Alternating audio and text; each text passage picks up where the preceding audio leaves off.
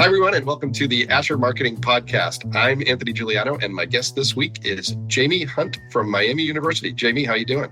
I'm good. How are you? I'm doing great. Well, thanks for joining me. How's everything in Oxford today? It's a beautiful day. It's been a long, dreary winter, and it's so nice to see the sunshine for the first time in what feels like forever. Given that we're recording this on a Friday, is it quiet on campus today, or is there a lot of activity? It's pretty quiet. I think part of that is because it's Good Friday too. Like a lot of people are going home for the weekend, and so it's pretty sleepy today. I can get some stuff done. Well, enjoy that while it lasts, because I'm guessing you don't get much of that. Absolutely not. Yeah. Well, we're going to talk more about Miami University in just a few minutes, but I wanted to start by hearing a little bit about your career path. What I'd like to learn more about is what you originally thought you would be doing in a career. And for some people, that's high school. For some people, that's college. Some people are still figuring it out. But when did you start thinking about a career? What direction did that take you in? And where did you end up pivoting, if you pivoted at all? Yeah, I actually started out college as a biology major, and I wanted to go into the lucrative field of reptile research. And my parents were like, there's no jobs in reptile research. Like, what are you doing with your life? But I really, really wanted to study turtles, and specifically why they don't age once they reach maturity. They just sort of stay the same age. Okay. But a journalism class, and it was absolutely amazing. I loved storytelling. I was a really good writer growing up. And so that was like, yes, this is what I want to do with my life. I love this. And so I was a working journalist for about 4.5 years. And I was living in Minneapolis, which is kind of an expensive city to live. And journalism does not pay that well. Sure. So I decided to try doing public relations. And I took a job at a small private university in Minnesota, Northwestern Health Sciences University, doing PR. And I absolutely loved it. I fell in love with working in higher ed. I am a first-generation college graduate, so I know how much a higher education degree can change your life and can change the trajectory of your life. And I just love the energy of students and the way that they're on that cusp of their own futures. But I started out doing PR and editing an alumni magazine. And then I went to UW Oshkosh, which is a University of Wisconsin school. And I was their news director, but 5 days in, the marketing director quit.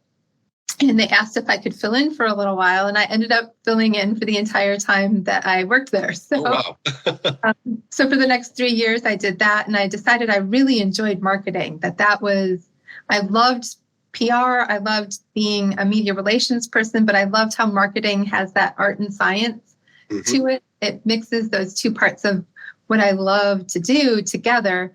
So I went and got a master's in integrated marketing communications at West Virginia University and have continued in that trajectory it's great to have both the media relations and news director background and issues and reputation management, but also to have that expertise in marketing and branding as well.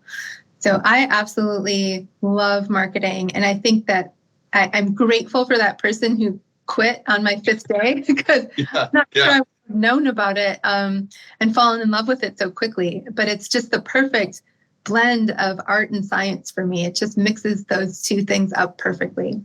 Sure. Well, and so you did your bachelor's work at University of Minnesota. Is that correct? I did. Yep. And did you grow up in that part of the world, or had you come to school from somewhere else?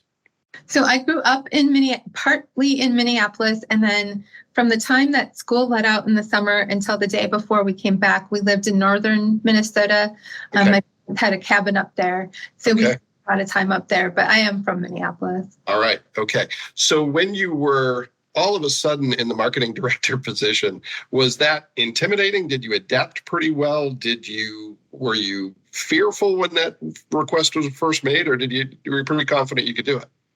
So I was at that point in my career where I kind of was ready to start spreading my wings a little bit and try new things. And it started out sort of that frog in boiling water metaphor where it was like, well, can you do some copywriting for this brochure?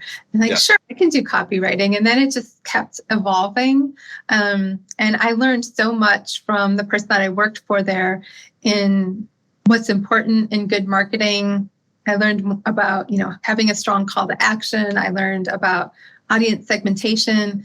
And so I think it would have been a little bit more daunting if I hadn't been slowly boiling in the pot versus here's the boiling water, jump in. That gave me the chance to explore it and learn while I was going. Yeah, well, we've covered reptiles and amphibians, so we'll cover all the different species by the time we're done. And I think it's helpful. I have a different background, but did a lot of things before I was in a management position, and it's helpful to be able to speak a little bit of the language of the people you're working with. It's good to surround yourself with a team of practitioners who are better at it than you are, but when you have some working knowledge, I'm sure that benefits you in working with your team. Absolutely. Yeah. Absolutely. So how did you end up at Miami University? What was the change that you made, and why was the position appealing to you, and how did it come that you found yourself in Oxford? Yeah, so I was most recently at Winston-Salem State University, which is part of the University of North Carolina system, as their vice chancellor and chief marketing officer. And when the search firm contacted me about the Miami position, it was in May or March, right after we all got sent home, March 2020. Hey, there's a pandemic. And I told the search firm, I'm not going to move anywhere. We're in a pandemic. Did you miss the memo? And they said, just we think you'd be great for this. Please at least put your hat in the ring. And so I waited. The deadline was May 15th or something like that. And I waited until the day before, and I submitted my stuff and got a call and interviewed. I'd been familiar with Miami, but I just didn't know that this was the right time to uproot everything and move. But when I met with President Crawford and the members of his executive cabinet, I knew that it was a team I wanted to be on. He has picked a bunch of really quirky, authentic people who are weirdos in the best possible way. Yeah. And there's no stuffed shirts in that room. There's no backstabbing in the room. It's a very, very caring and supportive group. And I tell people all the time that that's what sold me is being able to be a part of something like that. Yeah, well, I just had this conversation with a podcast guest recently. We were talking about the fact that we don't so much take jobs as we decide to work with the people who are there. And sometimes we decide to not work with the people who are somewhere, but it sounds like the people were a big draw, as I would imagine the brand is, because Miami University is one of the most prestigious institutions in the country.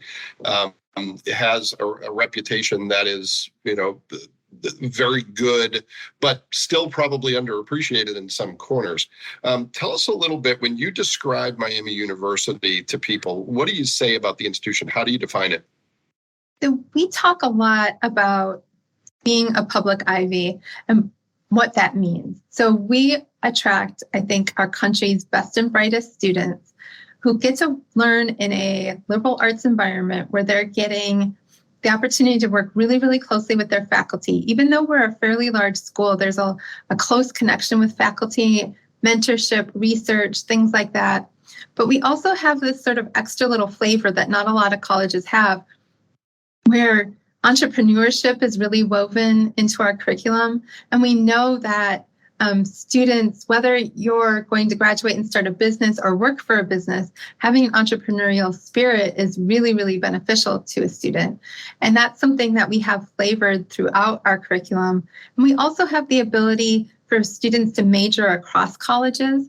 So you can get a ballet dancing mathematician who teaches elementary school kids, or, you can be whatever you want to be at Miami. You don't have to pick. I could have probably been, if I'd gone to Miami, a turtle researching journalist, Yeah. And it's just so great for our students to have the opportunity to create programs that give them the flexibility to do what they want with life. Well, it sounds like it's a great fit. And I know you serve students of all ages, but it sounds like it's a great fit for younger students who don't really like to be defined in one way. They have Etsy shops, they have bands, they have side gigs.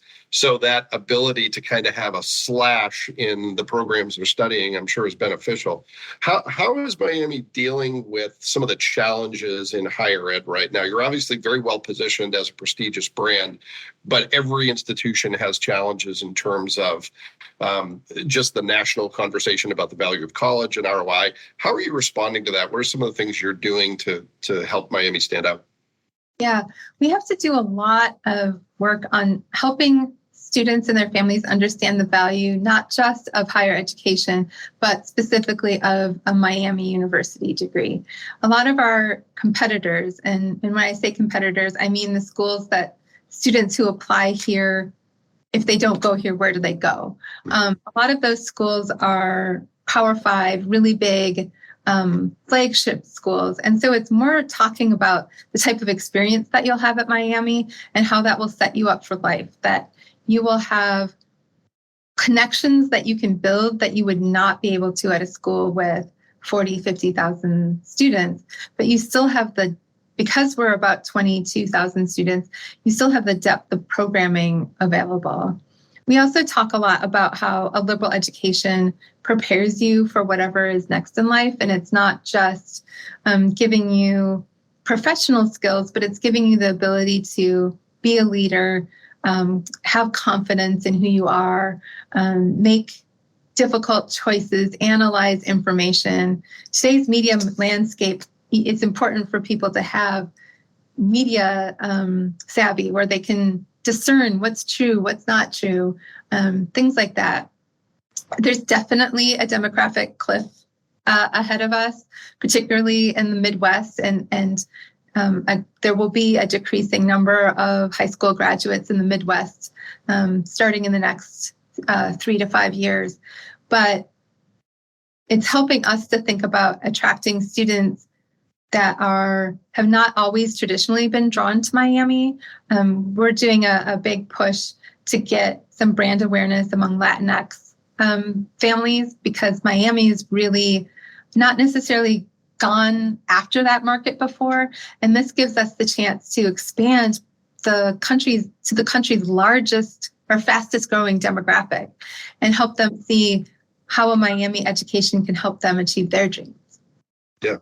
Well, and when you talk about some of those skills of a liberal education, it reminds me of something I've read where in an AI-driven world, obviously STEM skills are going to be super important, but the thing that's going to differentiate people and organizations are going to be the human skills, leadership, communication, empathy, things that a liberal arts education prepares you very well for. So sounds like you've got the best of both worlds there at Miami, able to accommodate the students of the future.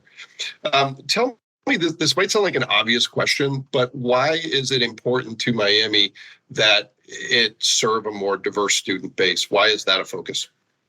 So I think that having a diverse student body is really essential to prepare kids for what the world will be like. And I hate saying kids, but I'm in my 40s. They're kids to me. But students, we need to have students from a wide range of backgrounds on our campus in order to expose the students and all of us really to different ideas, different thoughts, different cultures, different ways of thinking about things. And students from different backgrounds, they just bring so much to the campus that it just would not be the same without them. It would not be the same without, as one of my staff says, he drives around across campus and it's like he sees all kinds of students. He sees nerds, he sees jocks, he sees, everything in between. And that's what life is. Like you don't usually go through life and only intersect with people just like you. And so having a diverse student body helps prepare you for a life of being around people that aren't just the same as you and your family. Yeah, for sure. Well, speaking of working with folks and encountering people who come from all different walks of life, you've got a pretty sizable team that works with you. We've had the pleasure of working with some of them, but tell us a little bit about how the work gets done. What does your team look like? How do you make sure that all the different needs are accommodated? And what does your role focus on among all those team members? So yeah, I have a team of, if we were fully staffed, it would be around 60. We have quite a few vacant positions. So if anybody's interested in a job, miamioh.edu. We we have it structured with senior directors. So I'm the vice president and chief marketing officer, and then we have a senior director for marketing, a senior director who's over our new storytelling unit, which has our writers and photographers and videographers. And then we have a senior director of enrollment communication who handles the communications to our prospective students and their families. And then a senior director of academic marketing communications who helps market the individual academic colleges and divisions. And we have centralized communications in a lot of ways at Miami. So we've moved the communicators that used to be in each of the individual colleges within our central office, because a lot of times those folks have had to be Swiss Army knives. They're a shop of one or a shop of two, and it's impossible to have that depth of expertise in digital marketing or in social media marketing or enrollment marketing, all of those things. They've had to be Swiss Army knives, and we're bringing them into the fold. They can give us what they know about their colleges, but we can give them, here's some expertise that is deep and can be really helpful to you and help them be more successful at achieving their goals. Yeah, well, given the complexity of what marketing has become, I think it's critical to have specialists. I say only somewhat jokingly that I'm one of the last generalists at Asher, where everybody else just does one thing. But you really need that expertise because it is so technical, it can be so complex, and there's so much of a need to focus and continue to learn as the world changes. Do you see that with your team as well?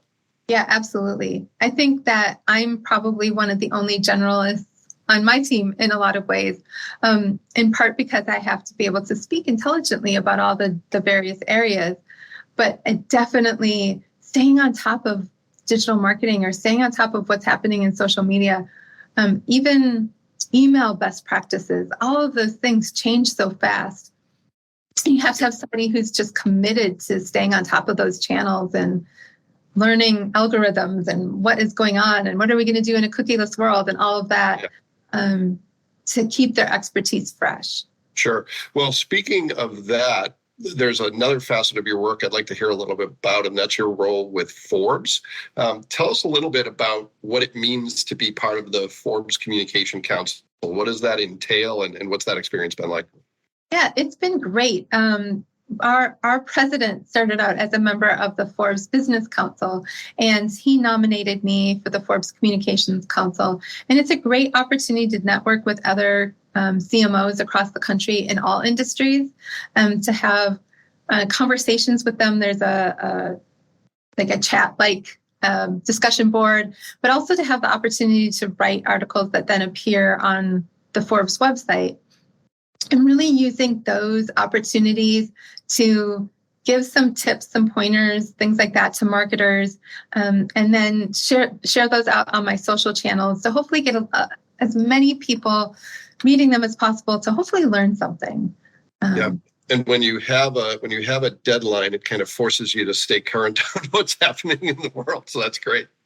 Absolutely. President Crawford wrote very ambitious thought leadership goals into my performance plan for the year, and that certainly keeps me honest. I have to write a lot. For sure. Well, tell me a little bit about some of the other things. You've mentioned some things that are important to you, some of the priorities you're working on. What are some of the things at the top of the list for you and your team, things that are keeping you up at night, making you excited, or maybe a combination of those things? Some of the things on the horizon for us, we just launched with Asher our multicultural marketing campaign. That's a big step forward for Miami. It's our first multicultural campaign. We're really excited to be able to tell our story to Latinx and African American students and their families in Ohio. Really hoping we'll be able to expand that in current years. I think every institution of higher ed is always in some phase of a website redesign, and we're no different. We're in the midst of that as well. And then when I came on board, they had done a lot of brand research, but we hadn't really codified that or rolled out like a campaign platform yet. So we're in the process of finalizing our campaign platform, and we'll be doing, for the first time in at least 7 years, some brand advertising to raise more awareness of who Miami is and what we have to offer. We have such a strong reputation and we're such an amazing school, but we've been a little quiet lately outside of Ohio in terms of telling the Miami story, and we need to change that. We need to make people understand who Miami is and how our story can help people achieve their stories. Yeah, well, and differentiation is so important in higher ed because there's a lot of institutions who sound somewhat the same. So really, it's a huge challenge and difficult, but it sounds like you've done a lot of work leading up to that will lead to really good things. Well, I want to pivot to the speed round of the show with 3 quick questions. They don't have to be quick answers, but 3 quick questions that reflect some of the things we've discussed. Jamie, you've had a really successful career. You've actually had 2 successful careers. When you think about what it takes to be successful, to be fulfilled in a career, whether you were talking to a student at Miami or someone who might want to get started in a higher education career, what's your best piece of advice on career success? I think it's that daily commitment. It can be very, very daunting to try to think about moving something forward every single day. Like, it's easy to just do the work that's assigned to you or to do what's on your to-do list, but you have to every single day be doing something that moves yourself forward if that's what your ambition is. And so you need to invest in yourself on a daily basis, whether that's I'm going to read 1 industry publication a day, I'm going to listen to 1 podcast. All of that investment in yourself, it pays off for you. It pays off for your employer. You're staying on top of things.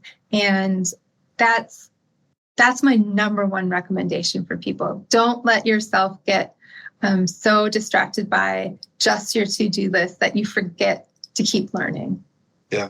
Well, and it's hard to see the value in that because you only make incremental progress day to day. How do you stay motivated knowing that you're moving forward a little bit every day? What keeps you motivated to think long term? You really have to build a habit. It has to become just part of your routine so that it feels weird to not do it.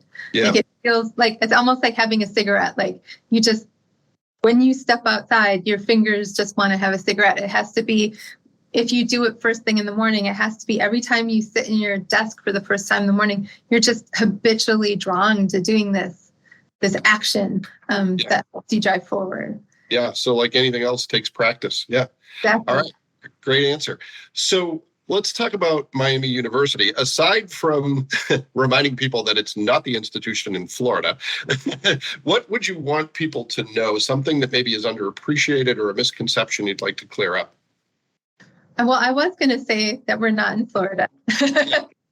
I think it's one of our biggest branding challenges, to be honest. Yeah. But I think one of the things that I think I would love for people to understand about Miami is that we have this fantastic reputation, and we have this great, really bright student body. But I think sometimes people self-select from applying. They maybe think my 3.75 GPA is not going to be good enough to get into Miami, so I'm not going to try. But I think, like, put it out there. You know, Miami education is so worth the effort that you put into it, and it's so valuable that at least try. You owe it to yourself to at least try to get in, and you might be surprised. We do have pathways programs for students who maybe aren't the class valedictorian, where you can come and start taking classes from our regional campuses and transfer in. And our regional classes are just as good, just as strong, really great professors. So I think if there's one thing I could change about our brand, it's that I think some people are intimidated and don't feel like, well, I don't belong here because the average student has such a high GPA, but we really want everybody. We think a Miami education is beneficial for everybody. Yeah. Well, and it lines up really well with what you said about diversity, because there's different types of skills incoming students can bring. And a lot of institutions are looking a little differently at academics. And obviously, you have to show something that points towards your abilities, but that can come in a lot of different forms. It could be athletics, it could be volunteer work, it could be a passion about a given topic, it could be a personal history. So I applaud Miami for looking beyond just the GPA. That's great. Yeah, yeah. Yeah. All right. One last question for you. And this is the one that I think is sometimes most difficult for people, because we sometimes take for granted the stuff that we do every day. But what's a tip or a trick or a tool that you use in your work that you think people should know about? It could be something real simple. It could be a technology tool. What is it for you? So this is going to sound weird, and it's probably not the kind of answer that everybody gives you, but my tip is actually around how you feel when you're interacting with people. So I tell people defensiveness is an enemy. And it's also it tells you something. So if you're in an interaction with somebody and you feel yourself getting defensive, pause. Think internally, why do I feel defensive about this? A lot of times it's because there's a grain of truth to what the person's saying and you don't want to acknowledge that. But I think once you're able to let go of being defensive, whether that's defensive of your work, you're anxious about feedback, you don't want to collaborate with other people because you're afraid that they might not want to do exactly what you want to do. But once you can kind of shut down that defensiveness circuit, you'll start to crave feedback. You'll start to feel totally comfortable saying, I don't know about this. Can you fill me in? Tell me. I feel like I don't understand this concept. Can you tell me what this concept is? Once you get rid of that fear, that defensiveness, that anxiety, suddenly you're going to be learning and growing and developing as a professional and doing better and better work.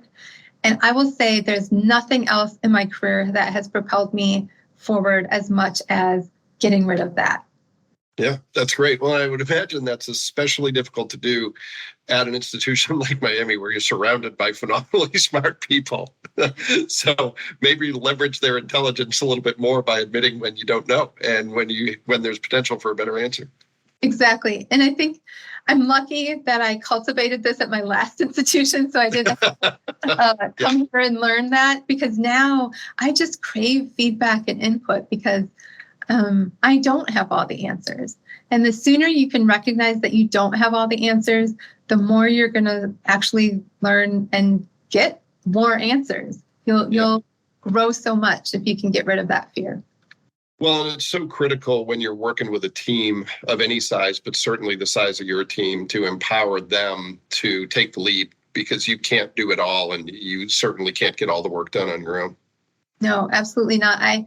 The past several months, I think I've worked more hours in the last couple of months than I have in my entire career, but I need to empower people. I hire well, and I want them to feel empowered and like they can make decisions. And I think sometimes people fall into, I'm nervous about making a decision, so I'm going to say Jaime needs to weigh in on this. I'm trying to help people see, like, I don't have to weigh in on every single thing. As long as you understand my vision and where we're trying to go, we're going to be fine. Yeah. Well, speaking of how busy you are, I really appreciate you taking the time to do this. We are thrilled to play a small part in the Miami story and working with your team. So thank you very much. And thanks for being part of our podcast. I'm happy to. And it's been a pleasure working with you guys. We're very happy with the partnership.